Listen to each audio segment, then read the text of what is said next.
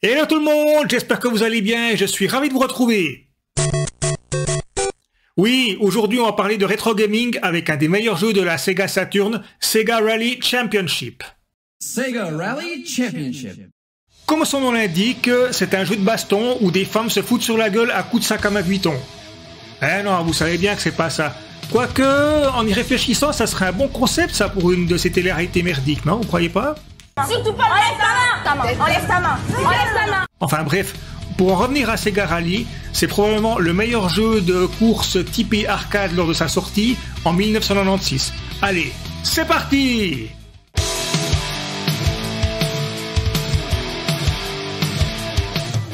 Quelques mots sur la Sega Saturn avant de parler de Sega Rally, car oui, j'en avais acheté une à l'époque.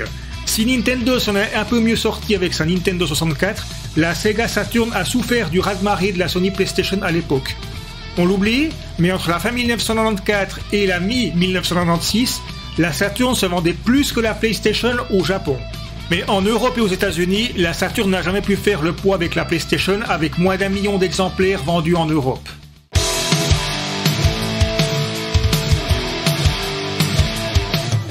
Ah, Sega Rally, un jeu que j'ai poncé lors de sa sortie et auquel il m'arrive encore de jouer régulièrement.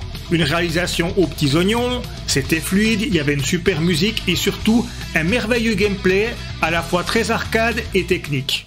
En plus, on pouvait y jouer à deux, ce qui était plutôt rare, tout en restant rapide et fluide. Ce qui distingue Sega Rally des autres jeux de course arcade de l'époque, c'est que tout est basé sur le dérapage, avec une voiture qui glisse au moindre virage. C'était totalement novateur à l'époque, et si le premier circuit est assez facile, les 3 suivants sont de plus en plus corsés. Mais, et les connaisseurs du circuit Mountain s'en souviennent certainement, quel pied de réussir à traverser le village corse sans la moindre touchette et tout en glisse! Grâce à un petit peu d'argent reçu de la part du Père Noël et une baisse de prix de 50%, j'ai acheté ceci. C'est une carte d'acquisition portable. Néanmoins, pour cette vidéo consacrée à Sega Rally, j'ai enregistré sur l'écran de ma vieille télé qui est juste derrière moi. Ne vous en faites pas, la qualité reste tout à fait acceptable, mais dans le cas où présenter d'autres jeux Sega Saturn cela vous intéresse, vous me le direz dans vos retours ou bien je verrai aussi la popularité de la vidéo, et puis à ce moment-là, j'achèterai un adaptateur pour pouvoir le brancher là-dessus et avoir une qualité vraiment optimale. Mais bon, sur ce, il est temps de lancer le jeu.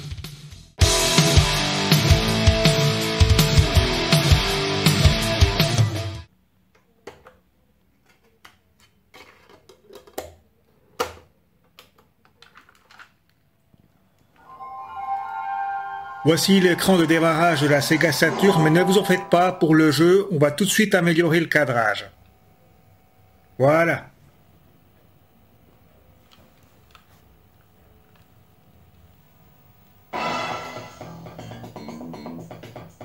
Alors certes, il y a une perte de qualité puisque j'ai filmé l'écran de ma télévision, mais le résultat est encore pas trop mal.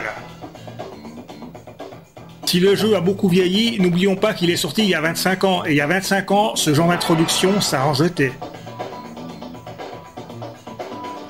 10 minutes 11, quand je pense qu'il y a plus de 20 ans, mon meilleur temps c'était 9,54, ouais, ça fait mal.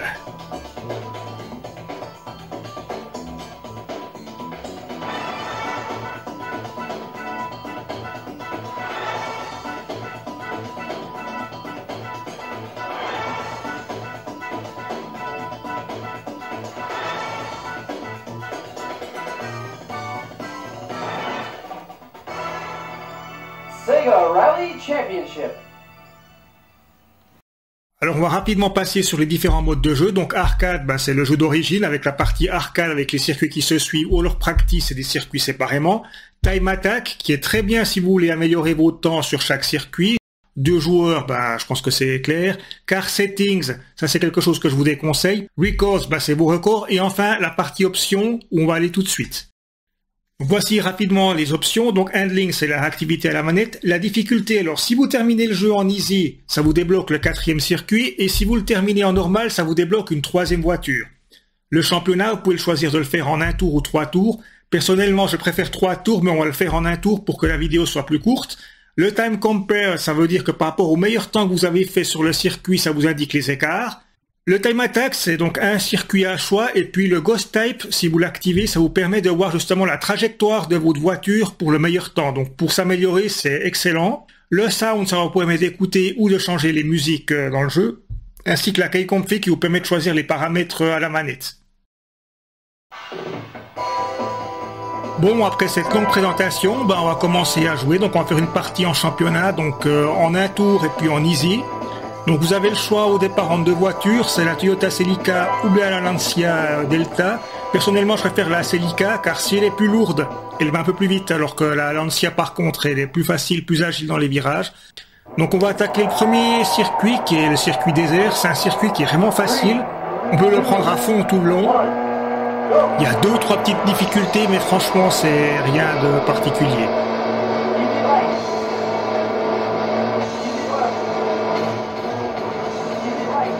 Là, peut-être, vous remarquez la particularité de Sega Rally, c'est justement qu'il faut réussir à gérer tous les dérapages, car la voiture glisse comme une savonnette.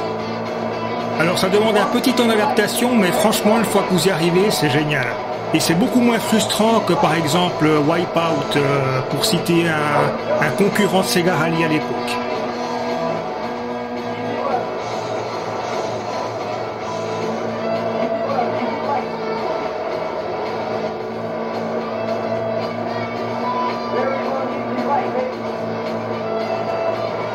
Voilà le dernier virage, tout en glisse.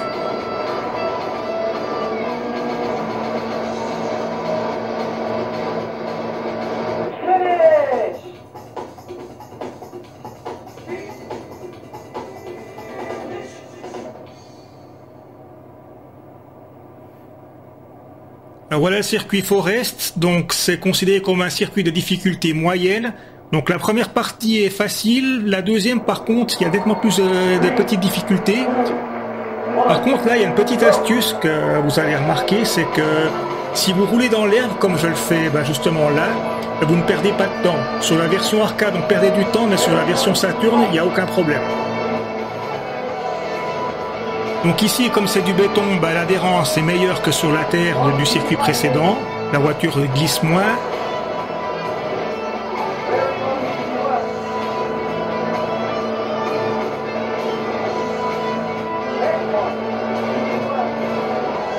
Et puis à la sortie du tunnel, c'est là que les choses vont commencer à se gâter.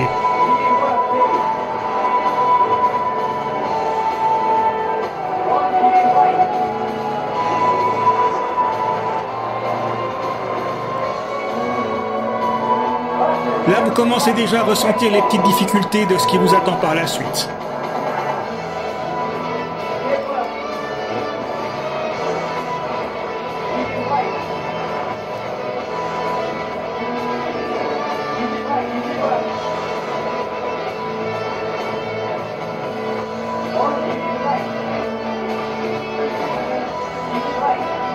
Oui.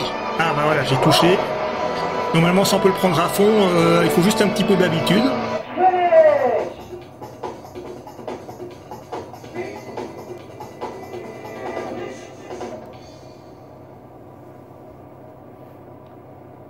Voilà le circuit Mountain qui est considéré comme le circuit en difficulté difficile. Et puis pour la musique, vous allez la reconnaître, c'est celle que j'ai utilisée pour les petits jingles auparavant. J'ai oublié de préciser en début, mais pour pouvoir terminer premier, donc à la fin du circuit Mountain, il faut terminer 9e au circuit Desert et 3e au circuit Forest. Si vous terminez 4e, par exemple, vous n'arriverez jamais à rattraper la Lancia, celle qui est juste devant vous maintenant.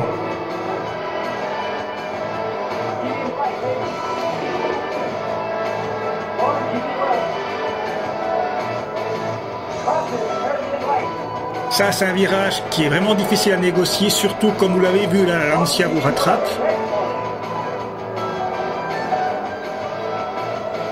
Ça, c'est un virage difficile. Et maintenant, le fameux village corse. Alors, c'est le pied si vous arrivez à le prendre à fond et sans faire de touchettes.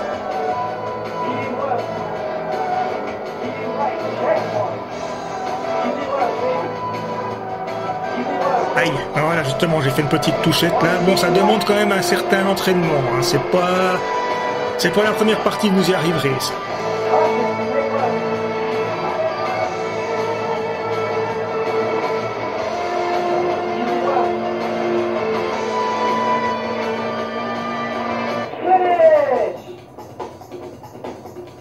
Je suis premier, ce qui va débloquer donc l'extra stage. Donc si vous terminez en easy, du moment que vous terminez premier à ce circuit, il vient automatiquement, après vous l'avez à chaque fois. Vous pouvez le jouer en time attack ou là-dessus. Alors ce circuit qui s'appelle Lakeside, il est très difficile. Là, le circuit est une vraie patinoire, les virages sont traîtres, c'est étroit. Donc vous allez voir, moi malheureusement j'ai pas rejoué en practice celui-là, donc ça va mal se passer, quoi, parce que c'est très difficile celui-là de maîtriser.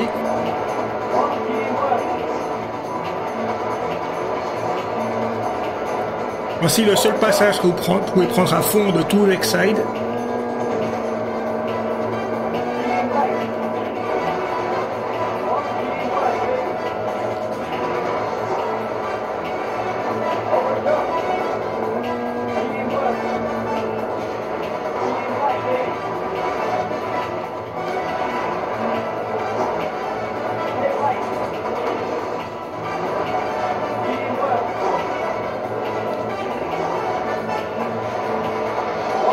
Je pense que j'arrivais à battre la Lancia en hard à l'époque.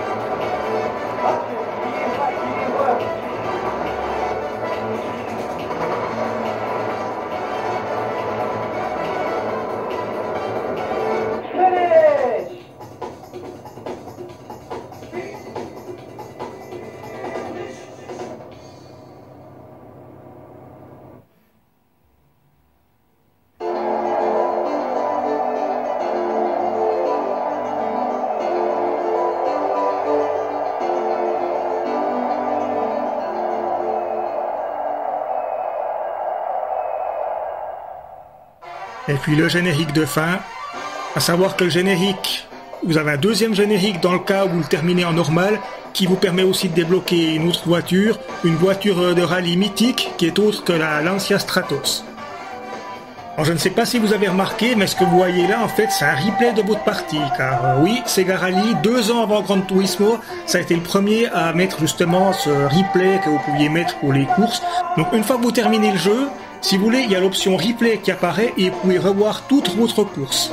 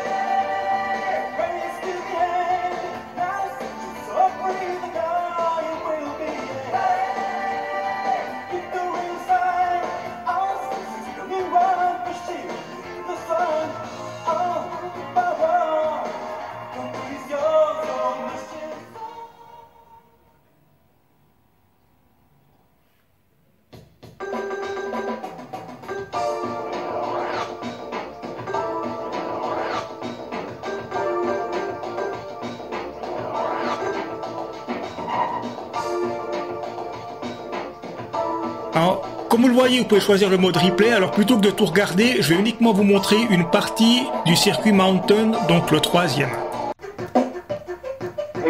Donc vous avez le choix quand vous regardez ça, donc soit vous pouvez le regarder genre retransmission à la télé, avec des caméras posées sur le circuit. Mais vous avez aussi, en appuyant sur les touches ou bien sur la croix de la manette, vous pouvez aussi choisir différents types d'angles. Voilà. Donc vous appuyez sur différentes touches machin, vous pouvez choisir justement de voir comme vous le souhaitez. Et si vous appuyez sur la touche Y, vous pouvez de nouveau avoir la retransmission en mode, on va dire, télé, retransmission télé.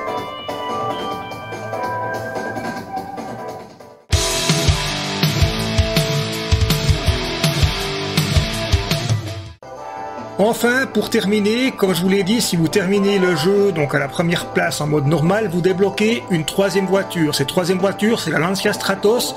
Donc si vous allez tout à gauche, vous pouvez la choisir en automatique et tout à droite en manuel. Alors, si vous pouvez l'avoir que quand vous terminez le jeu en première place en mode normal, c'est parce que cette voiture, la Lancia Stratos, c'est la plus rapide, mais elle est très difficile à manœuvrer. 3, 2, 1, go!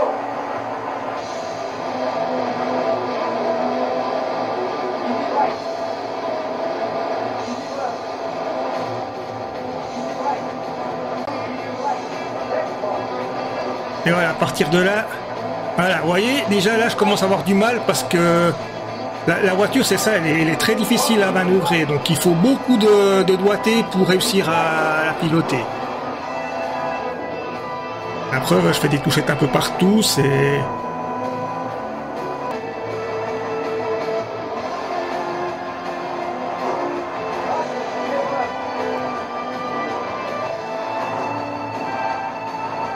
Voilà, j'espère que cette vidéo vous a plu. N'hésitez pas à vous abonner, à partager ou à mettre le petit pouce. Vous pouvez aussi me mettre un message dans la section commentaires ici en bas. Portez-vous bien, ne cessez pas de rêver et à bientôt pour une prochaine vidéo. Ciao!